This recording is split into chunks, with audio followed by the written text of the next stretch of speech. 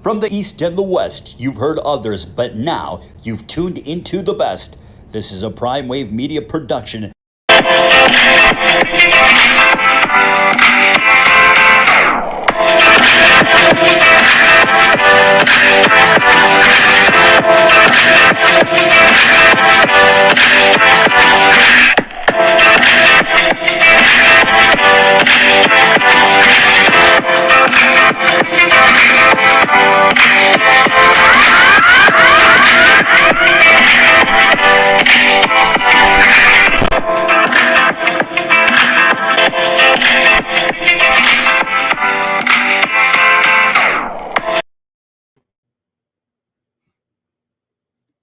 What's up, world? It's the one and only Pop DBICD Primetime Capper, and it is time for the premier sports betting show, the Primetime Angles Live. And I'm feeling good. I'm feeling great. And you know it's Monday, so you know who I got with me today, and none other than the Don of Cape Cod, Jeff Dawson, the East Coast sports investor head honcho himself. How you doing, sir? How's everything going? Monday. New day, new start, new beginning. Our clients 8-3 last week, come up short on our action parlay. Cashed 4 units for the week. Feeling good, as you would say, feeling good, feeling great. So we're ready for a new week, brother. It's always good. And also yesterday I was able to supply the Twitter and anybody who was following yesterday, also on IG. I threw out an 18-1 late pick 4 yesterday. We were able to get the Raiders, the dog of the day, home from NFL Bet Exchange. Also the over in the Browns game. Also the Cowboys 3.5, and then also that under by the gift and the curse by the hook itself. We was able to get the 43.5 last night in the Steelers and Seahawks game. So there goes, Jeff. That was a nice little ticket yesterday. So if you put 100 on that bad boy, you got 1,800 back. And if you put if you went ahead and put the 50 spot on there, Jeff, you get 900 back. So, hey, winning. That's what we do over here. All right, so there it is. With that, so first things first, let's go ahead and talk about what wound up being the game of the day.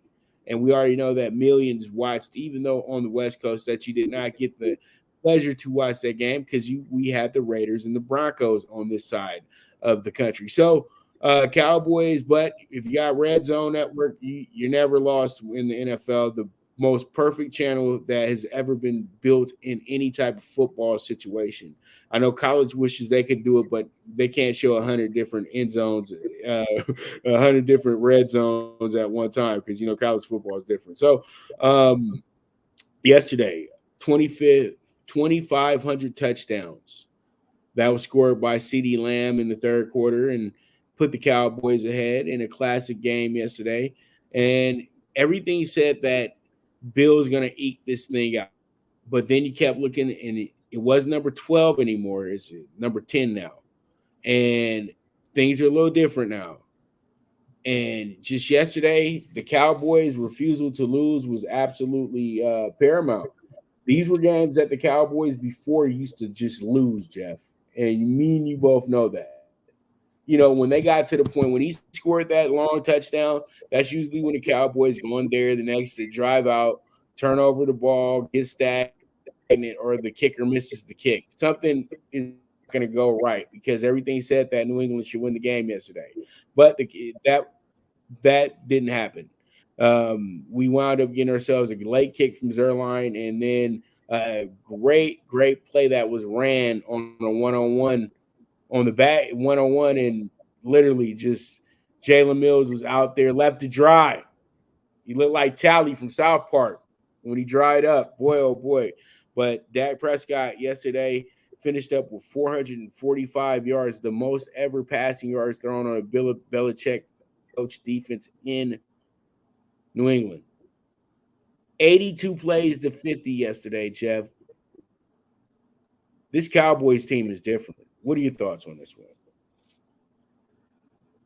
I have a lot to say, but you know what? Again, hats off to the Cowboys. I mean, when you look at time of possession, when you look at actual plays, what you just stated, points left on the field, the interception in the end zone, the fumble on the one. Time and time again, this Pats D is more banged up. Bill trading Gilmore. I mean, I could go on for an hour here. I'm trying to look at this in another way. The hits that Mac Jones is taking, Gregory just absolutely murdered him, and he got back up. When Dallas came down to take that lead on the pick six, you could hear a pin drop in Foxboro, and then the kid comes out and he hits a 75-yard bomb to Bourne, and next thing you know, we're up and running. Zerline, kicks one through the uprights to go to OT. Again, Bill playing not to lose. In overtime, the Patriots defense hadn't stopped Dallas its last 5 possessions, other than when Dallas made a mistake. So if I'm Bill, at that point, I know in my mind this. I got 4 plays to get 10 yards. I'm not giving the ball back to Dak. I can't. We can't stop them. And what do they do on 4th and 2, 4th and 3? They punted. Tony, even on the timeout, said, this is the play. Bring it back up. They're going to cut across the middle. There's no safety help. It's one-on-one. And the first time he showed it, I think, was Noah Brown. The second time, the play that won the game was CeeDee Lamb. And you're not stopping that guy solo. And again, 5-1 Cowboys, 6-0 against the spread. And they're doing this in spite of McCarthy. He is clueless. Absolutely clueless. And I'll just say this, Pops. You're not going to put up 40, or are you, against a Bucs team in the playoffs, or let's say a Rams team in the playoffs, okay? So you got some time to work on some things. Dak and company are doing it in spite of all the mistakes, in spite of the poor coaching. And hats off to them. They're going to run away with the East, just like the Bills are going to run away with the East and the AFC. And now it's a matter of defense, and we'll see. But great game. Nothing bad to say about Dallas. And they covered. How's that sound? Right. And then the funniest thing about this is we're a Tom Brady drive away from this team being 6-0 just in general for the season. The Cowboys are playing to where we felt like last year when we talked about them. This year, we were almost ready to throw them into the middle of the road. But this year, but they've proven with a mentally right Dak Prescott, because last year was a lot of pressure because he was thinking about the contract. He was trying to be too fine and trying to make sure he did everything right. And once again, they had an array of injuries that weren't helpful towards the team. But this year, they stocked up pretty well in the preseason, brought in a lot of good backups. You know what I mean? Guys that can fill that role. And I think the Cowboys are at the same level that they were at literally when they were winning Super Bowls and everything years ago. But the thing is, though, that defense isn't the same type of defense, but the defense is getting better as we go on. But one thing about the Patriots is that I'm starting to realize that the Patriots, not that Bill Belichick's a bad coach. He's a great coach. He's one of the greatest to ever do it. But with Tom Brady leaving, that pretty much ended all the Patriot dynasty, all that good stuff, because they were great together. It's the difference, because Tom's really good in Tampa Bay, but they gave him a great cast to run with in Tampa Bay as well, too. If you give him the cast of the Jacksonville Jaguars, he's probably 3-3. And that's being nice. You know what I mean? At the end of the day. You know what I mean? If you give him that type of roster. So I think that the Patriots are just a very middling team. They're not above average.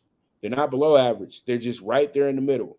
And they're a team that's going to be good for you when they play against teams that are at the same type of level as them. But the better teams, the elite teams in the league, the guys that have the big-time quarterbacks, the big-time offenses, the Patriots aren't going to be able to wear them out like they used to. And it's just that simple. You know, with the great Bill Belichick calls, taking your best player away, blase, because they just don't have the same type of defensive personnel that can hold up like that personnel did before. I know that they still practice the same exact way, but you know what? It's just different now. It's that simple. You know what I mean? And you got a lot of those core guys out of there, and it's not me first guys or anything like that. It's just guys that just aren't the Patriot way from how I feel. You know, a lot of guys that they brought in over the past year or so. I'm going to change gears quickly here on you. They've played to their competition, okay? They were a couple plays away from beating the Dolphins opening day, okay? Then they go and they beat the Jets, okay? That's fine, okay? They got steamrolled by the Saints, okay? They played grab ass against the Texans, okay? They were a play away from beating the Bucks. They were a play away from beating the Dallas Cowboys, okay? So instead of 3-3, they're 2-4. I'm going to take it a step further, Pops. At the number 9 pick, they could have moved up, traded with Denver, and got Justin Fields. They didn't. Okay. If Dallas doesn't take Micah Parsons, I'm going to tell you right now, Bill would have grabbed Micah Parsons, went defense, and then grabbed Mills that's on the Texans, or even the Lamond or Mond, the A&M quarterback, and drafted later. And we probably still have Cam Newton. I'm going to go that far and say that. Okay. The fact that Mac fell to him, put all the pressure in the world in the front office saying, hey, Alabama kid, they compare him to Brady and some. Listen, Mac's not the problem. Mac is doing fine. Right. They're calling plays with kid gloves. They don't want him to look bad. The kid's taking a beating. He's checking down. He's making all the right decisions. I'll go a step even further. In overtime, if Aguilar catches that ball, he might have scored. He was a safety away. And so they spent all this money on Jonnu Smith, Hunter Henry, Kendrick Bourne, Aguilar. Those weren't the pieces they needed. They just, I don't know, they just, scrapping a pig and putting lipstick on them. And listen, they're not going anywhere this year. Buffalo's the team. Look at this. I mean, look at the Jets. Look at the Dolphins. Look at the Patriots. Okay, it's the Bills in a landslide. It's Dallas in a landslide. And it's now just getting ready for the playoffs. And it is what it is, Pops. Listen, again, hats off. Dallas found a way to win. They usually lose those games. They're not losing them this year. And it's because of Dak. And Samo Dak, 567 total yards yesterday, Jeff. 82 plays ran. They ran 41 of them within the first 16 minutes of the game. The first, 26 minutes of the game or so in the first half. This is incredible. They do this every week. All right, so let's move on. Let's talk about another big moment yesterday. The Raiders get a dominant win after everything that was done last week and are back tied for first place in the wide open AFC West at this point. But I think I bring this up because the Broncos started out 3-0, and I just want to show people that you can start the season 3-0 because I like to look at every year as a month-by-month situation. If you start off well in September, you need to follow up with at least an even October to really say that we're going somewhere with this. Now, we all knew when we saw the schedule and we saw the 3-0, we said, okay, you opened up against the Giants. The Giants are not good. Then you go to Jacksonville. You open up with 2 of cherry spot road games. You go to Jacksonville.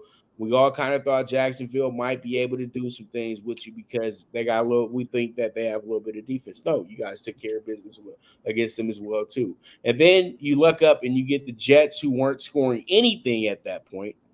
Jets had about 3 touchdowns at that point. You go ahead and shut out the Jets. And what is always an ultimate great bet for you in the NFL when you have this bet, and that's the Denver Broncos home opener. Especially after 2 road games in a row, Jeff. We've always seen this, that they like to start Denver off a lot on the road before we get them to the house. And they go ahead when they open a game. And then they come back, play somebody real, get absolutely wiped off the floor. Then they come back the next week, and they get wiped off the floor again. And then the Raiders come in here struggling, losers of 2 in a row. A lot of questions being asked about what's going on with the locker room and blase. Is Derek Carr going back into being, indecisive and being, timid and all this other stuff? And when can we get some more Henry Ruggs? All those things got answered yesterday with the Raiders yesterday. And it's really pretty much because the Raiders won the battle at the up front. They bet one in the trenches. They was able to get Max Crosby was able to get going like he did in the opener. And there was a lot of things working in the Raiders' favor. Denzel Perryman had a hell of a game. The secondary actually played up to par yesterday as well, too. They had great coverages. They had a lot of things going on. And you saw that the Raiders were playing with a different type of passion yesterday, because I felt like they was getting a little bottled up in these last two losses with Gruden. But then you look at the matchup and you say to yourself, damn, I didn't know Denver was that soft at the same time, too, because the Raiders went in there and really punked them throughout the game. The score looks deceiving. 34-24 doesn't look like a blowout, but majority of the game, the Raiders were dominant. The Raiders were up at one point, 31-7, 31-10. So this is back end, this is garbage stuff that happened. Of course, you'll outscore some people 14-3 in the end. They've already beaten you, right, Jeff? So pretty much the Raiders stepped it up yesterday, and I think that the Raiders are actually going in a great direction right now, Jeff, to be honest with you. And this isn't to be biased and to be, tooting the horn for the Raiders, Vegas, and all that stuff. I genuinely think that they turned the corner yesterday without Gruden being there, kind of trying to be the star of the team. Now they just playing football. And Henry Ruggs was absolutely incredible yesterday. He stepped it up.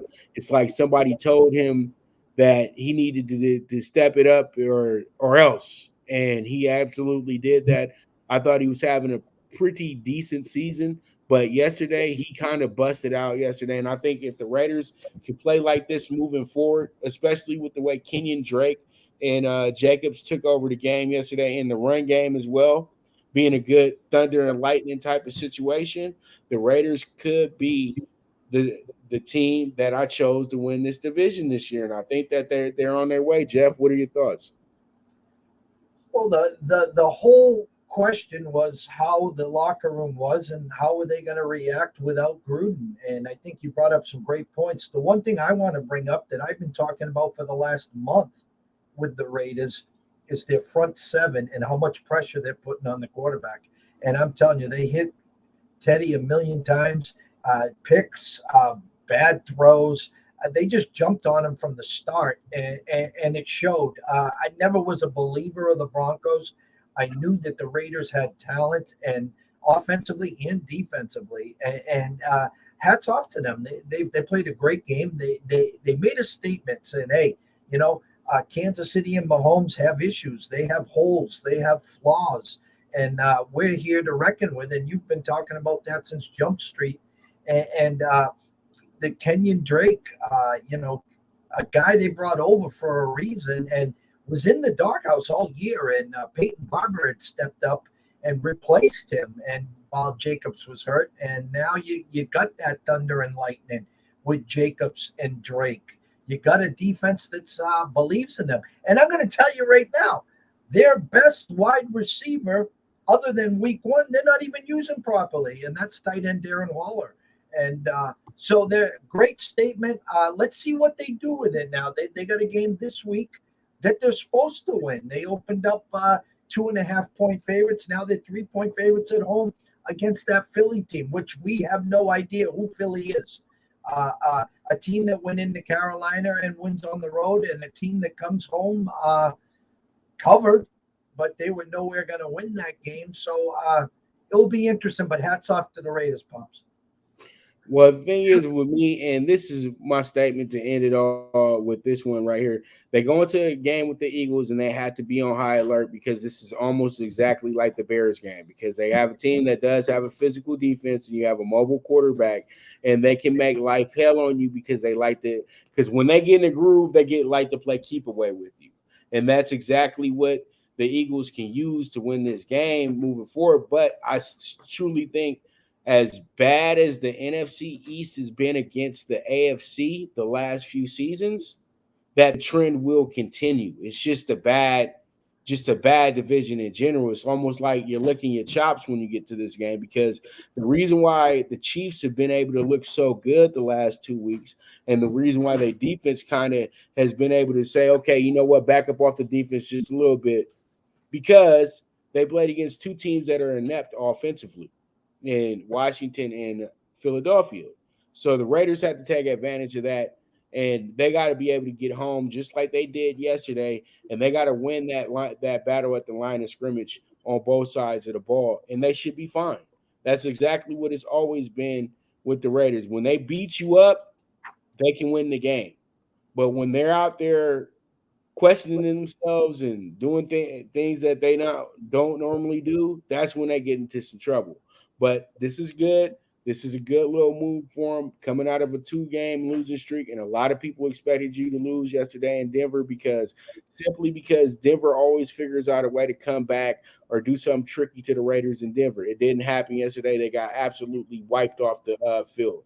And so that just goes to show me exactly where Denver's at right now and exactly where the Raiders are at right now. And they're going to 2 separate directions. I think that possibly Denver probably wins about 3 more games for the rest of the year, Jeff, to be honest with you.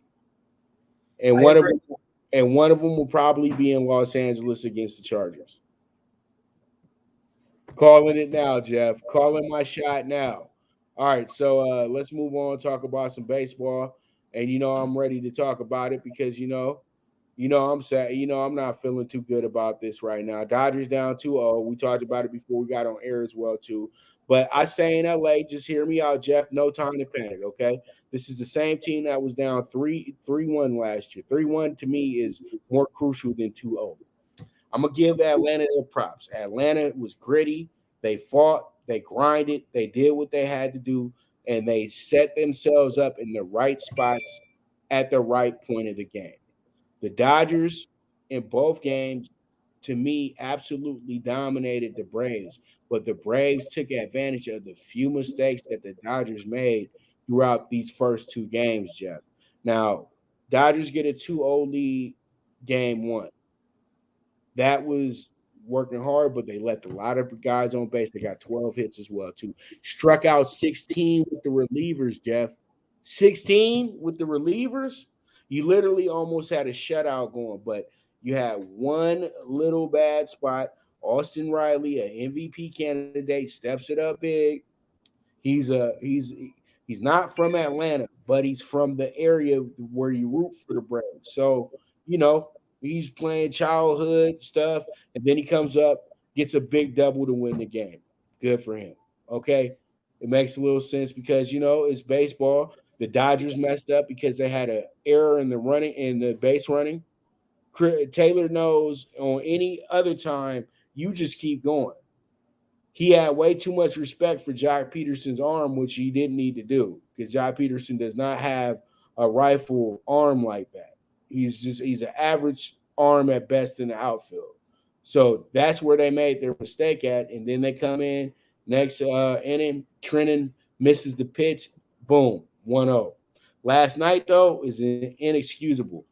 Max Scherzer pitches 6-7 great innings. Dodgers mismanaged the bullpen. Trenton should not be going up in the 7th. He should be up in the 8th. We all know, we know this, Jeff. We both know this, but they want to play the numbers. They want to play the strategy because at that point in time, they're tied 2-2. So now you go up 4-2, and now you want to get cute. And Uris had been warmed up all night. You would think, okay, you go to Grady All in this spot, right? No, you don't go to Grady All in this spot. You go to Uris, the guy that you're going to have pitching game 4. Nobody thinks like that. If you was going to do something like that and you needed a lefty, I'd have said go get David Price. But David Price is sitting in the dugout. David Price ain't been spent no time in the bull. I ain't seen him in the bullpen one time since in the playoffs. So you get that scenario. So now you got Uris in here, and you got a 4-2 lead, and Uris is feeling himself. But this isn't his. Now, the Dodgers could have made up for this if he was starting the game. It's not a good moment when it's in the 8th inning. You know what I mean? So 4-4, and you get to the bottom, and then you get Grady out there who's been sitting too long. You start warming up in the 6th, but you didn't bring him out to the 9th, knowing that he should have been somewhere before that. And so what happens here?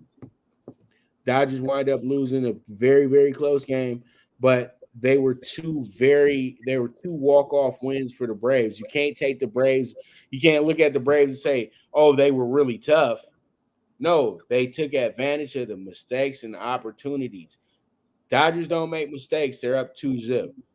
Now they go back to LA. I feel like it's home field advantage for the Dodgers because I feel like now they can just go ahead and backdoor sweep this thing. Atlanta's tough, but the Dodgers are tougher, and that's how I feel. Because come on, you had to chase the Giants all year, and then you had to go through that series with the Giants. They ain't going home yet, Jeff. They ain't going home yet. If I was a Dodgers fan, what I'd be most concerned of is that Freddie Freeman has done nothing and they're up 2-0. You're not going to hold that guy down this whole series. They won the first 2 games with Freddie Freeman striking out 7 straight times. So it's the Jock Petersons, it's the Rileys, it's the other guys stepping up, the Albies. There's no Acuna here. And now it's showtime. No pun intended in LA, but it's showtime where every one of these mistakes back home is magnified. There's no more room for error here. None. And I know you came back from 3-1 last year. It's this year now. And these Braves didn't forget that either. They got a chip on their shoulder. No one's been talking about the Braves. No one. And you had opportunities in both games to win, and you didn't. And as you said, we talked about it off the air before we started. And I'm not trying to flip-flop here, but the Red Sox did the same thing. They had an opportunity to win game 1. They let it slip away. Well, what'd they do in game 2? They hit 2 grand slams in the first 2 innings and made sure that there was no mistakes, and they came back home 1-1, okay? And yes, Roberts got cute, okay? He tried to use Urias's inning, which he's supposed to be throwing in the bullpen, his off-day session, and say, hey, maybe we can steal an inning here. It should have been Gatterall in the 7th, Training in the 8th, Jansen in the 9th, coming back home to LA 1-1. Now it's 2-0, and as I said, and I'll say it again, all you Dodger fans, run to the window, go get the plus 160 money, because you're going to be 180 favorites every one of these next 3 games. So why not just take the plus 160 money in the series and sit back and enjoy the next 4 or 5 games?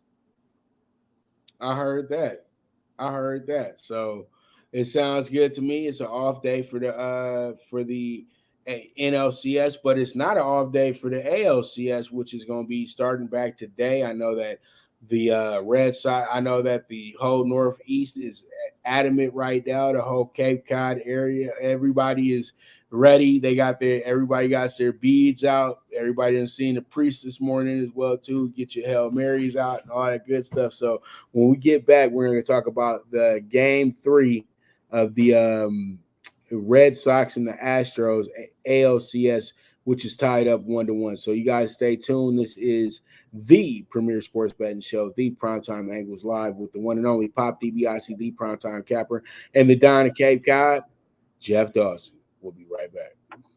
Good News Only Racing Club, led by the legendary Doug O'Neill, the trainer of 2 Kentucky Derby winners, and I'll have another in Nyquist. Also trained 2-time Breeders' Cup champ Golden Sense, who are just a part of a long list of thoroughbred champions trained by Doug O'Neill. The Good News Only Racing Club has a young core of horses to look out for in Dennis's Celery, Irish Heatwave, and Notre Dame, just to name a few. Win the day every day with the Good News Only Racing Club, a proud sponsor of the NFL Bet Exchange. From the East and the West, you've heard others, but now you've tuned into the best. This is a Prime Wave Media production.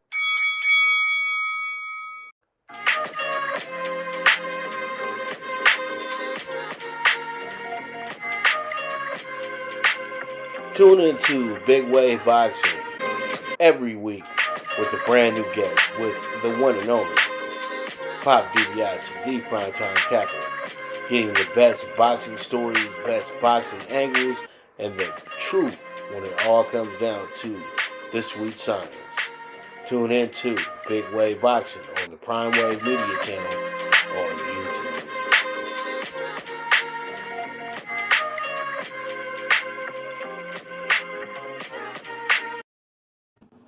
All right. Here we are. ALCS Game 3. Astros plus 100 tonight. Red Sox are a minus 120, so there's not too much going on. Too different. They're saying 50-50 bets on each side, and then over under a 9 as well, too. So we have the starting pitchers for tonight as well. So you already know, hopefully it's not Nick Pivetta. It's going to be Eddie Rodriguez. And your cutie is going first time he's pitching, and I guess they're doing the opener thing tonight. And with Houston, they're going to go relievers tonight. We all know that Eduardo Rodriguez has the goods to throw no hitter, and he also has the pitches that can get blown up, and he gives up 6, 7, 8 runs as well too.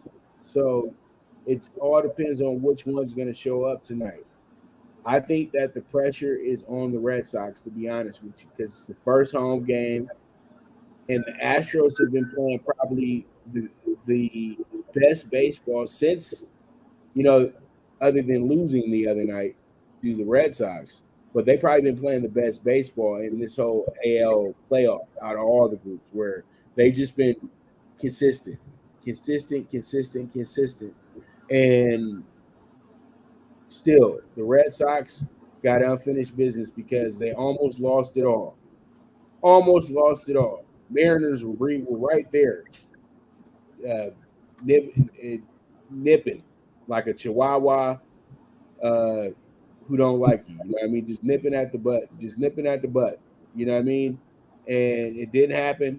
They were able to evade that. So now, they got this. They have the Astros, who, to me, going into the playoffs, were really the favorite, the silent favorite. A lot of people want to be, Yankees or the Red Sox or the Rays. I love the Rays as well too. But me and you both know this, Jeff. The Astros are tough because they still have a lot of people from that World Series team, and then they've added people onto the team as well too, who were maybe younger players back then. Now they're players that are very useful and assets to the franchise. So this is a good series, Jeff. This has 7 written all over it. You know that, right?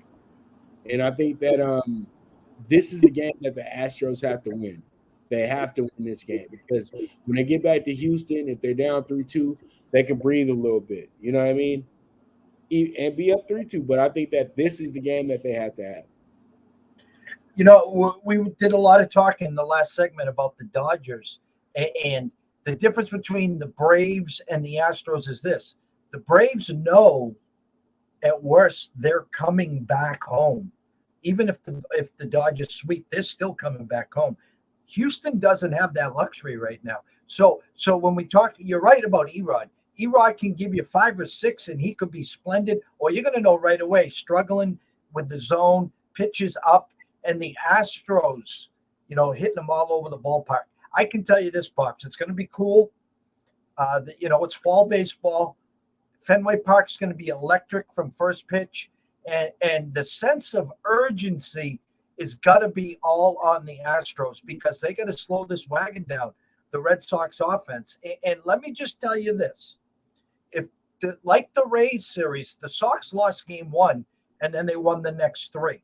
Okay? If I'm Houston and I lose tonight, I'm down 2-1, and now the Sox have won 2 in a row. Okay?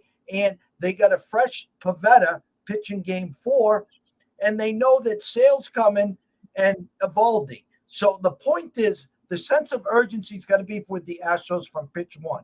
Okay? Slow this Red Sox wagon down. Take the crowd out early. And I tell you what, you better win today, because if you're not, it's like that quicksand, and it's just going to get worse. So Equity versus Erod, like you said, it does have a game 6 or 7 flavor. But if I'm the Stros, I want to win this game. I want to get out early and often tonight. Right. And I think that they do need to win this game tonight. But you know what? I'm going to be dead honest with you, though, because I know that I just said the Astros need to win this game tonight. Are they going to win this game tonight? Nobody knows. But I think in my heart of hearts, I think the Sox had to go ahead and be a heartbreaker tonight. and take advantage of this situation as well too, and have Erod put himself a gym, because usually when they put Erod in spots like this, he performs, and he performs very well. I got I got much more confidence in him than I do in a Astros bullpen situation, because they have strong starters. I don't know why they had to go ahead and go to this angle, but the Dodgers got everybody over here rethinking themselves right now. So let's go ahead and talk about the Monday Night Football game. Monday Night Football. Are you ready for a party? Monday Night Football. Yeah, man, but they ain't got my guys no more, man. I'm an Al, Dan, and the other guy. Al, Dan, and Frank Gifford. You know, that was some good times on Monday Night Football. I think that was their longest running crew on ABC, other than what Cosell had. Because, you know, just they made Monday Night Football fun to watch, brother. That's all I can say. And when they kind of eliminated that crew to do silly stuff like bring in Richard Miller or whatever, and you know, Eric Dickerson on sideline report, you know, he can't get any jokes, and Dennis is over here just trying to be the funniest guy in life, you know, and then he just starts over talking. Dude, we're trying to finish the game up right now. Nobody cares about the time you were in New York City doing nothing, you know. So now we got a good crew. I like this crew. This crew's good. Bob Leo, Sports Center guy. Then you got Brian Greasy's son to the great Brian Greasy and backup to John Elway. And then you got Louis Riddick, who's absolutely amazing as an old executive. And he swears he played in the NFL, but me and Jeff just seem to not just be able to just remember anything about him, even though we've watched so many games. And he's actually played for two teams that I admire a lot. And I still just don't have any recollection of you being out there on the field. But you were there. They have it in the stats. But let me get to my point. Tonight, King Henry is going to go to work. That's all I can say. Because he gets off on Monday Night Football. He loves the stage. And it's just something about him playing on ESPN, even when he's at Bama. Something about him in these 40, 50, 60-yard touchdowns that he can score. I just think that he's going to have an absolutely beast of a game. And they're going to play a lot of keep away tonight with the Bills. Even though the Bills are probably the strongest force in all of the NFL, they should be ranked number one on anybody's power rankings right now, because this team is blowing teams away like it's college right now as well, too. You know what I mean? They are kicking butt like it's a college game. And what they did to Kansas City last week, that was absolute that was a robbery. That was a robbery. That was a lot of things. That was a lot of things happened. It was criminal what they did to the Chiefs last week. So this week they have a letdown moment and they lose a close game to the Titans. That's how I'm feeling the spot. Jeff, how are you feeling? I'm looking at the team totals, and Buffalo is 30.5 juiced under 127, and the Titans are 23.5 juiced over 125. I think this game is very simple. Titans, can they get to 24? Can they get to 27? No more. And you know, we're going to really know what the Bills are made out of. You know, they are one half away from perfection right now, like the Cardinals. They were dominating the Steelers in the first game, opening game at home, then a block punt in the second half kind of turned the screws around. But they have just been a force ever since. And what they did to KC last week should have been, you know, an eye-opener. They made a statement saying, hey, if you guys want to play for the Super Bowl, you got to come through Buffalo. And I believe that's where it's going right now. But which team shows up? Does that team show up against Tennessee, whose defense and secondary is awful, with a capital A, awful? So right. If you're going to get into – if Tannehill thinks he's going to out-gunsling Allen, he's wrong. But if you play keep away with Henry and you wear them down, so in that third and fourth quarter, Henry's just pounding and pounding and pounding, I 100% agree. I can't play Buffalo today. I can play the Titans plus the 6. I can sprinkle a little beer and pizza money on the Titans plus the 200, but just buyers beware, okay? If Tannehill throws 1 or 2 picks forcing it to A.J. Brown or Julio if he plays, okay, and Henry is not getting established, you're going to get blown off this field. It's going to get ugly in a hurry. But I lean Titans +6 and a little bear and pizza money on them plus the 200 as well. And I feel like tonight Vegas giving out charity because they literally are telling you that, okay, we're going to make this first place team a +200 tonight because this first place team has just been so dominant over the last few weeks, and they're on the road. Come on, you can't put your full trust into a road team. Me and you both know this, Jeff. But they do that every week with Tom and the Bucks. They do it with Mahomes and the Chiefs. They do this with the elite teams. They're saying, hey, listen, if you want to pay for the chalk, it's going to cost you. So we have to decide, are the Bills Tom and the Bucks? Are the Bills the Chiefs and Mahomes? And this is the price that you're going to pay right now for the Bills. And they've put them at that platform right now. They've made a stance. All right. So there it is. There it is. Let's go ahead and jump into Talkin Tickets, Jeff. You know what I mean? I love to talk me some tickets. And we got some good ones tonight as well, too. And I got them all on one sheet. And here we go. Red Sox tonight, -120, Jeff. We got the Red Sox first 5 innings. And, yes, we will get a score in the first inning as well, too. Monday Night Football tonight. Titans +200 money line, +3.5 for the first half, and over first quarter over 10. So I'm feeling good about that tonight. Hopefully we can get sweeps on both sides, and you guys cash out, and you guys come back over and say, you know what, Merry Christmas, Pop. I'm gonna buy your package for my gift, so I can take those same trips you take. There you go. Yeah, so there it is. Jeff, any final thoughts?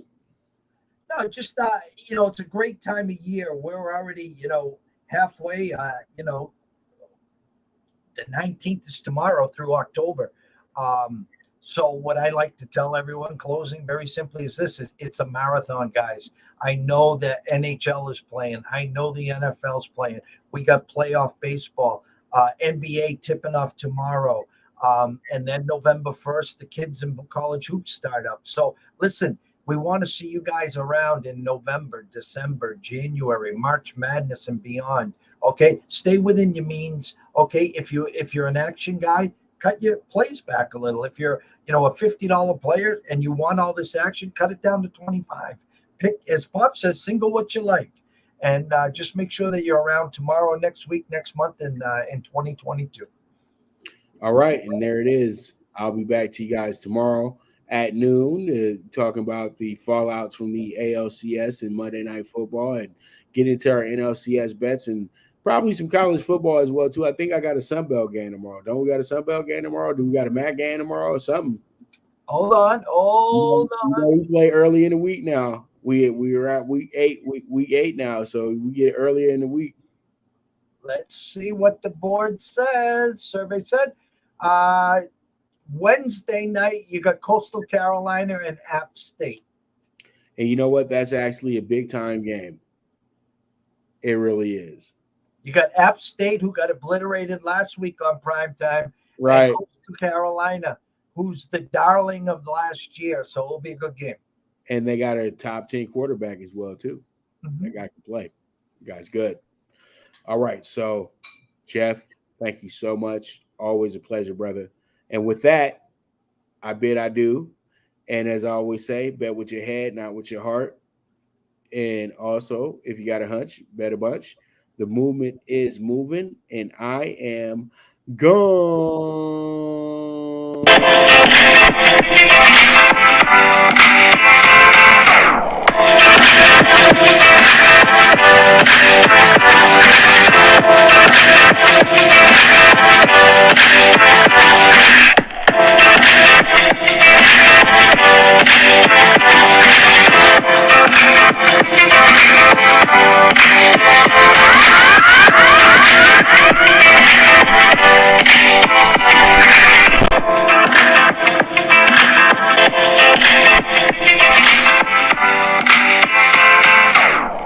From the East and the West, you've heard others, but now you've tuned into the best.